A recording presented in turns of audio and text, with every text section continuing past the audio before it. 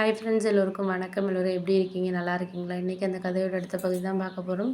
அதுக்கு முன்னாடி நீங்கள் செய்ய வேண்டிய விஷயம் என்ன அப்படின்னு கேட்டிங்கன்னா, மறக்காமல் நம்ம இந்த சேனலை சப்ஸ்கிரைப் பண்ணிக்கோங்க. கீழே இருக்க பெல் பட்டனையும் கிளிக் பண்ணுங்கள்.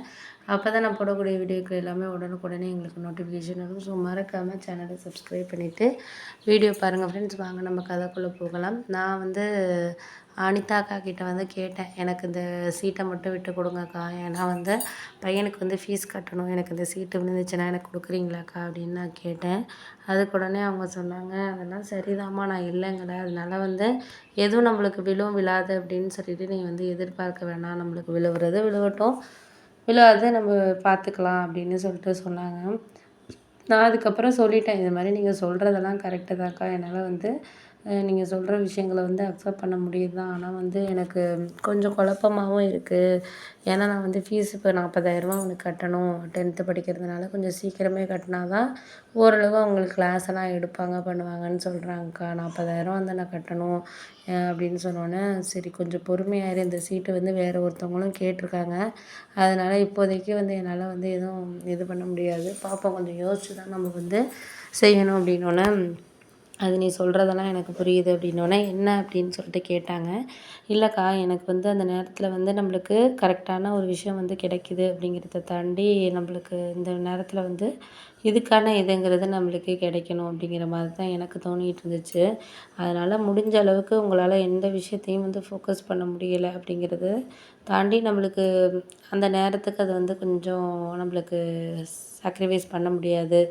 அந்த மாதிரி நேரம் நம்மளுக்கு வர்றப்போ அதை நம்ம ஓவர் கம் பண்ணி தான் வாழ்க்கையில் சில விஷயங்களை நம்ம பார்த்து தான் இது பண்ணணும் அப்படிங்கிற மாதிரி எனக்கு தோணுச்சு. சரி பார்த்துக்கலாம், எந்த இதாக இருந்தாலும் நம்ம கடன் வாங்கி தான் பண்ண போகிற நிலமையில தானே இருக்கிறோம். அதனால் இந்த சீட்டை நான் உனக்கு இது பண்ணி கொடுக்குறேன், நீ ஒன்றும் கவலைப்படாத அப்படின்னோடனே, அதெல்லாம் நான் கவலைப்படுறதுக்குலாம் இல்லைக்கா. கவலைப்பட்டு என்ன ஆக போகுது? ஒன்றும் ஆக போகிறதில்ல. கவலைப்படுறதுனால நம்மளுக்கு ஒரு மனத்தளவில் நம்மளுக்கு ஏதாவது ஒரு கஷ்டம் அப்படிங்கிறது தான் நம்மளுக்கு தோணிகிட்டு இருக்குது. அதனால் மனசளவில் நான் எதையும் ஃபீல் பண்ணுறதுக்கும் சரி, இது பண்ணுறதுக்கும் சரி, நான் அதை ஏற்றுக்கிறதுக்கு எதுவுமே கிடையாதுக்கா. நான் அப்படி தான் யோசிச்சுக்கிட்டு இருக்கேன் அப்படின்னோடனே, சரி அதே மாதிரியே இரு. நீ எதையும் இது ஆகும் அது ஆகும்னு நீ நினச்சிக்கிட்டு இருக்காத. நினச்சேன்னா ஒன்றும் நம்மளால் சாதிக்க முடியாது. அந்த நேரத்துக்கு அது நம்மளுக்கு சரியானதாக இருக்காது. பார்த்துக்கலாம் நம்ம அப்படின்னோடனே, ஆமாம் ஆமாக்கா, அதெல்லாம் நீங்கள் சொல்கிறதெல்லாம் எனக்கு புரியுது, புரியாமலாம் கிடையாது.